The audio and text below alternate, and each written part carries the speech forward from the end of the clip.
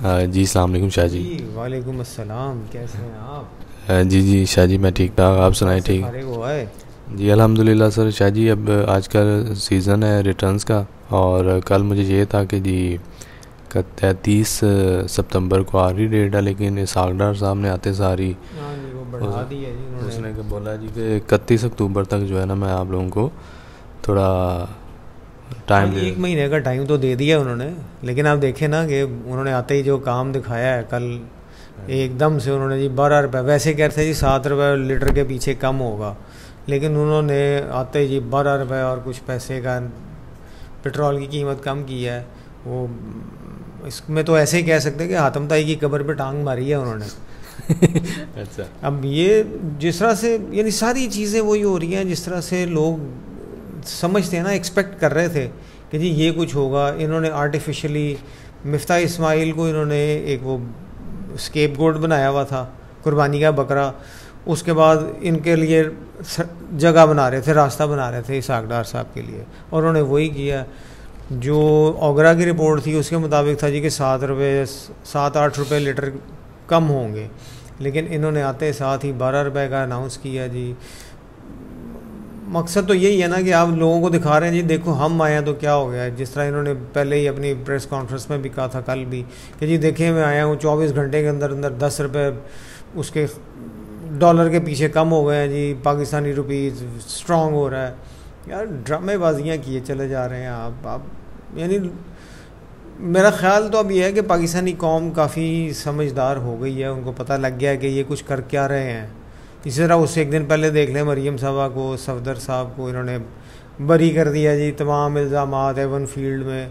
वो भाई बात यह है कि आपने नैब लॉस को चेंज किया, नैब लॉस को चेंज करके आप हर चीज़, यानी ये भी वही जो कुछ लोग कर रहे थे कि जी इन्होंने कर दिया है, अपने कवानीन में तब्दीली कर दी है, उसके बाद इनके अपने केसेस ख़त्म हो जाएंगे। नैब लॉ को चेंज करने से ही आप देखिए ना कि था कि जी 50 के करीब तो इनके सारे केसेस जो बड़े बड़े थे वो ख़त्म हो गए हैं।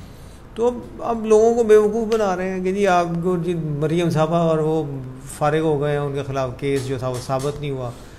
इसका मतलब ये है कि दो चीज़ें हो सकती हैं कि या तो उस वक्त के जज नकम्मे थे, माजरत के साथ जजों के बारे में ऐसा कहना अच्छा नहीं है, लेकिन जुडिशरी उस वक्त भी इनकॉम्पिटेंट थी या अब इनकॉम्पिटेंट है कि उस वक्त जब इन्होंने सज़ा दी तो वो बिल्कुल ही फ्रिवलस किस्म के यानी गलत किस्म के सबूतों को सामने रखे बगैर ही सज़ा दे दी है। यानी सियासी आप इंतकाम ले रहे थे कोई, अब आपने किया है तो अब फिर सियासी आ गया, क्योंकि अब आपकी अपनी गवर्नमेंट आ गई है। आपने वो जो कुछ उस वक्त अदालतों ने किया था उसको रिवर्स कर दिया।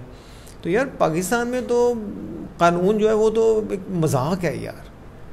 आप जब ताकत में आते हैं, जब आप पावरफुल हुए, आपने अपनी मर्ज़ी के मुताबिक जैसे चाहा वैसे आपने कानून को चेंज किया, आप ख़ुद बच गए। आपने जो कुछ अपना गलत किया था या सही किया था, मैं उस पर बहस में नहीं जाता कि गलत है ये सही है, आपने अपने आप को साबित कर दिया कि जी आप क्या कहना चाहिए जी कि नेक पाक तरीन पाकिस्तान की शख्सियात हैं। आपने कभी कोई गलत काम नहीं किया, कभी कोई चीज़ आपकी नाकाम वो क्या यानी नाजायज़ नहीं थी।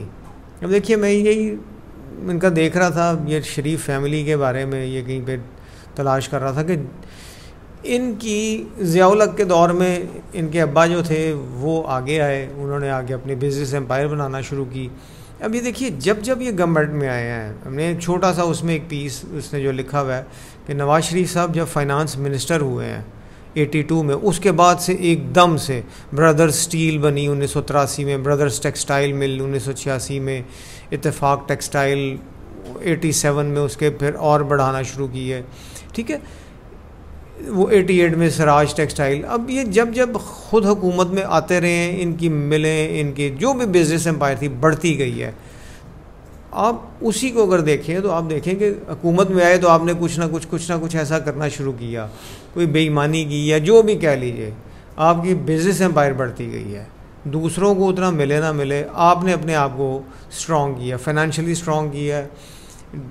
जब ज़ाहिर हुकूमत में आए तो आप वैसे ही आपके पास पावर थी, इख्तियार था, आपने हर चीज़ को अपने कंट्रोल में रख के अपने आप को स्ट्रॉन्ग किया है। फाइनेंशियल से याद आया है कि फ़ाइनेंस मिनिस्टर साहब आ गए हैं जी पाकिस्तान। अब वो क्या क्या अपने केसेस ख़त्म करवाएंगे। वो देख वो डमी के तौर पे भेजा कि कोई पाकिस्तान जाके देखे कोई मसला कह रहे हैं ना डमी के तौर पे, लेकिन एक्चुअली तो उन्होंने ऐसा ही किया ना कि चलो एक बंदे को पहले निकालें, उनके ख़िलाफ़ केसेस ख़त्म हुए, मरियम साहबा के ख़िलाफ़ केस ख़त्म हो गया। अब जो सुनने में आ रहा है वो यही है ना कि नवाज शरीफ साहब के ख़िलाफ़ भी, कि कौन सी बुनियाद पे, जिस बुनियाद पे इनको बरी किया है। नवाज शरीफ पे भी यही था ना कि एवन फील्ड जो है वो उनके हैं, एक्चुअली उनके नहीं, उनके बेटों के हैं। तो बात यह कि जब उनके बेटों ने ख़रीदे उस वक्त हुकूमत में कौन था? उस वक्त यही ताकत में थे ना, पावर में थे, हुकूमत इनके पास थी, इन्होंने पैसे भेजे, जैसे भी मनी लॉन्ड्रिंग की या जो भी कहें। बेटे जो हैं वहाँ पे इंग्लैंड में बैठे हुए थे, गए थे पढ़ने के लिए, उनके भी इंटरव्यूज़ हैं बच्चों के। मैं पढ़ने आया था जी, मैं उसका मतलब हम हसन का है शायद, तो वो पढ़ने गए थे, आपने पैसे उनको भेजे, उन्होंने ख़रीद लिए जी। 90s में आपके बच्चे वहाँ पे गए हुए थे। अब आप अगला जो स्टेप है वो ये है कि नवाज़ शरीफ साहब के लिए रास्ता बन गया है, ये केस ख़त्म हो गया। अब उनके ख़िलाफ़ जो केसेस हैं उनकी दरख्वास्त दी जाएगी, वो केसेस भी ख़त्म हो जाएंगे। और वही किसी ने कहा भी है, मे भी अगले महीने, यानी अक्टूबर नहीं तो नवंबर में नवाज़ शरीफ साहब भी यहाँ पे आ जाएंगे।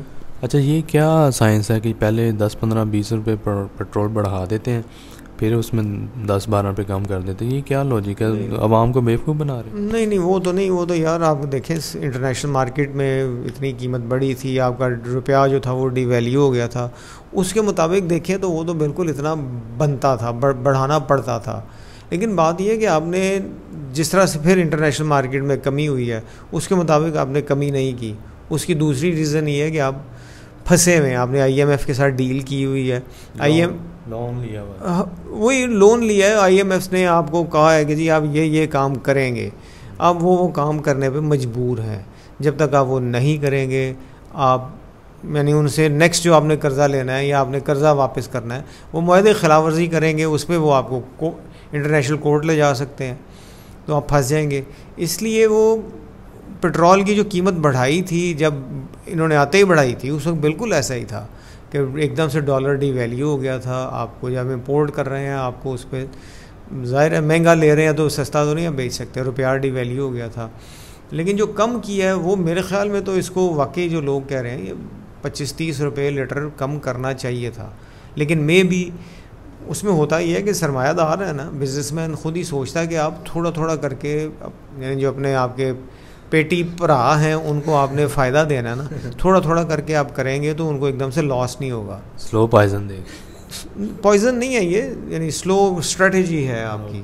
ठीक है, इससे पहले भी आप देखिए कि इन्होंने जब इमरान खान ने किया था, एकदम से इसने काफ़ी सारा रुपये यानी पेट्रोल की कीमत कम की थी, तो देख लें जो माफियाज़ बैठे हुए, पेट्रोल माफिया, उन्होंने गायब कर दिया था पेट्रोल। आपको याद होगा कितने दिन यहाँ पे मुसीबत पड़ी रही है, 25 रुपये लीटर का शायद कोई रफड़ पड़ा था, बिल्कुल 24-25 का। ठीक है, उसके बाद क्या हुआ, जब इन्होंने कीमत वापस की है आपके पास वापस आ गया जी, सारा कुछ उसी तरह से है। शुगर के ऊपर भी इमरान खान ने काम किया, यही प्रॉब्लम है ना। बात यह कि आप किसी भी चीज़ पे हाथ डालते हैं, आप शुगर पे हाथ डाल लें, आप पेट्रोल पे हाथ डाल लें, आप ये सीमेंट पे हाथ डाल लें, जिस पे भी आप हाथ डालेंगे माफिया इकट्ठा इतना स्ट्रॉन्ग है।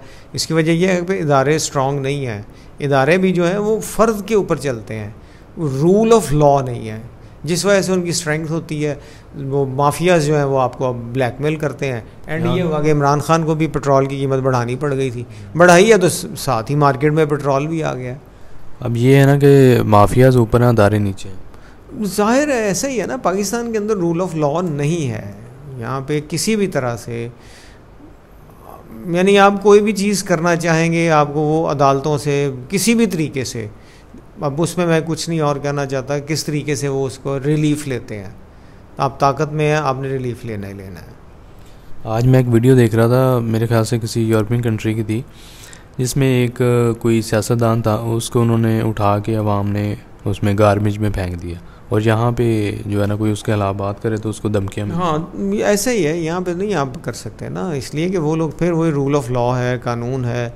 वहाँ पे किसी कोई सब्ज़ नंबर प्लेट वाली गाड़ी नहीं होगी, किसी वज़ीर को प्रोटोकॉल नहीं मिलता वहाँ पे। हमारे यहाँ पे जी के सब्ज़ नंबर प्लेट वाली गाड़ी है, वो इशारा भी काट जाएगा, उसको कोई नहीं रोकेगा।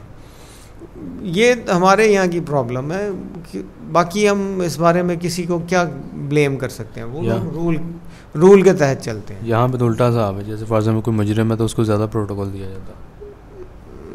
नहीं, ऐसा नहीं है, जो ताकत में है उसी को मिलता है, जो मुजरिम है वो उसको खास करके ताकतवर वो मुजरिम। सियासतदान इसमें फिर आ जाता है ना। बात यह कि जो सियासतदान है या आपके टॉप के ऑफिसर्स हैं उनको कोई हाथ नहीं डालता, आम आदमी जो पकड़ा जाता है। आप मैं हम कोई गड़बड़ करेंगे हमें फौरी पकड़ लेंगे, हमारे पे तो हर तरह का कह लीजिए कि इल्ज़ाम लगा के हमें वो बंद करेंगे और उसमें चार्ज लगाएंगे, हाँ जो ना भी हो। बिल्कुल ऐसे। चलिए, thank you very much. Okay okay, अल्लाह हाफिज़। अल्लाह हाफिज़। अल्लाह हाफ़िज़।